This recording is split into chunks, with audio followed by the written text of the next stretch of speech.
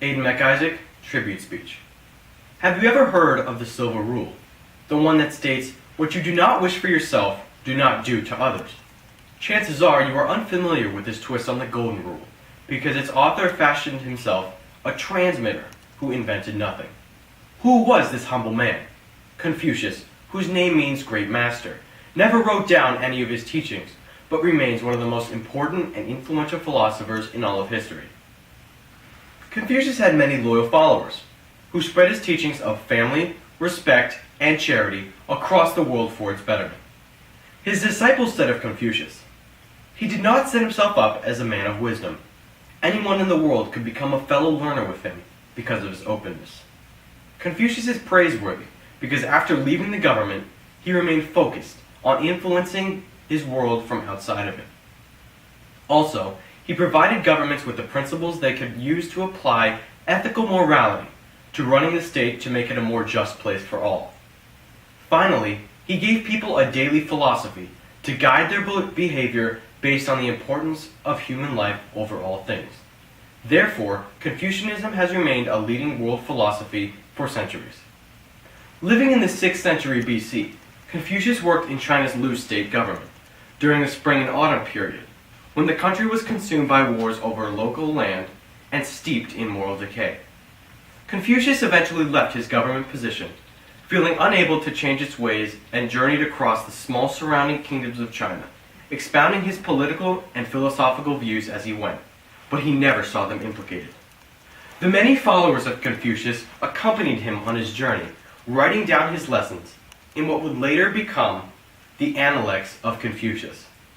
In the 12th century, China adopted Confucianism as the official state ideology, asking citizens to better their lives by respecting others, an approach that endured until the turn of the 20th century. Confucianism competed with the major religions of China, such as Buddhism and Taoism. Confucius lost many followers due to the popularity of these mainstream religions. The teachings of Confucius, however, were not spiritually based, but focused on humanism as a core belief. Confucius used the ideal person as a basis for proper living by illustrating examples of how the ideal person should act. A famous Confucian anecdote illustrates this point.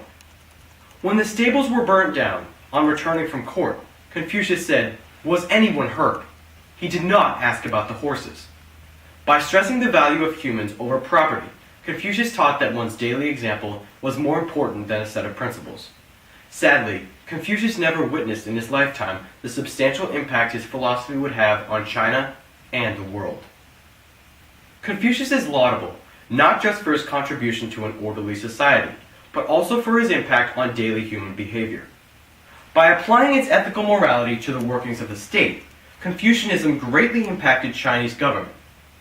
Living during a time focused on education, behavior, and government, the teacher and philosopher did a tremendous job connecting all three ideas into one approach to an ordered societal living. With regard to government, Confucius recommended, "Lead them by means of regulations, and keep order among them through punishments, and the people will evade them and will lack any sense of shame. Lead them through moral force, and keep order among them through rights, and they will have a sense of shame and will also correct themselves." Confucius was one of the more respected men in Chinese history, but due to the political oppression, corruption, and economic conditions of his time, his teachings were only realized by a select few during his life. In closing, above all, Confucius stressed the importance of respect, behavior, and good morals. His teachings influenced our modern government, laws, and moral code of conduct, focusing on ethics in all things, such as rights, right and wrong, good and bad. Confucius used an extremely effective method of teaching, which related traditional ancestral values to the rapidly changing modern world around him. A good example of this was the Silver Rule, defining how people should not behave based on what they do not want to be treated.